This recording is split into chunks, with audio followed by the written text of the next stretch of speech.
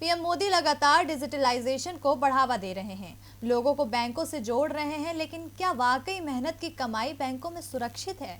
क्या जनता कभी भी अपना पैसा निकाल सकती है? ये सवाल इसलिए क्योंकि बैंकों पर लग रही बंदिशों को देखकर तो नहीं लगता कि लोग अपना पैसा आसानी से निकाल पा रहे हैं। लक्ष्मी विलास बैंक के बाद आरबीआई ने एक और बैंक पर गाज गिराई है, जिसके बाद जनता परेशान हो रही है। जनता अपनी मेहनत की कमाई को बैंक में रखती है और सोचती है कि यहाँ पैसा सुरक्षित है, क्योंकि बैंक यही दावा करते हैं कि उम्मीद भी हम और भरोसा भी हम। लेकिन लोगों की उम्मीदें उस वक्त टूट जाती हैं जब बैंकों पर पाबंदियां लग जाती हैं और लोग अपने पैसे के लिए ही मोहताज हो जाते हैं।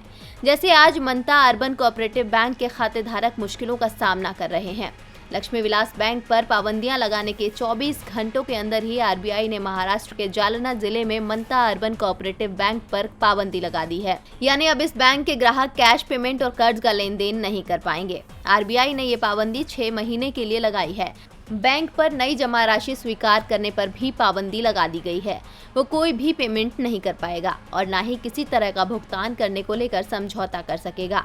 मनता अर्बन कोऑपरेटिव बैंक के बारे में आरबीआई ने बताया कि उसने इस बैंक को कुछ निर्देश दिए हैं, जो 17 नवंबर 2020 को बैंक बंद होने के बाद से 6 महीने तक प्रभावी होंगे। इन निर्देशों के अनुसार ये बैंक आरबीआई की परमिशन के बिना कोई भी लोन या उधार नहीं दे पाएगा। इसके साथ ही न ही पुराने लोन का नवीनीकरण और कोई निवेश किया जा सकेगा।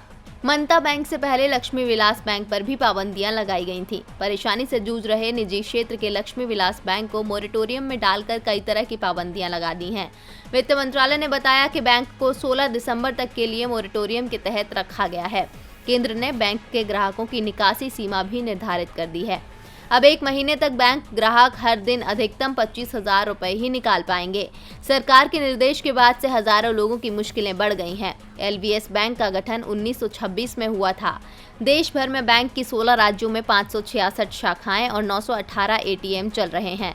बैंक ने अपने ग्राहकों को भरोसा दिया था कि मौजूदा संकट का उनकी जमाओं पर कोई असर नहीं पड़ेगा, लेकिन आज केंद्र सरकार के फैसले की वजह से लोग पैसे के लिए तरस गए हैं।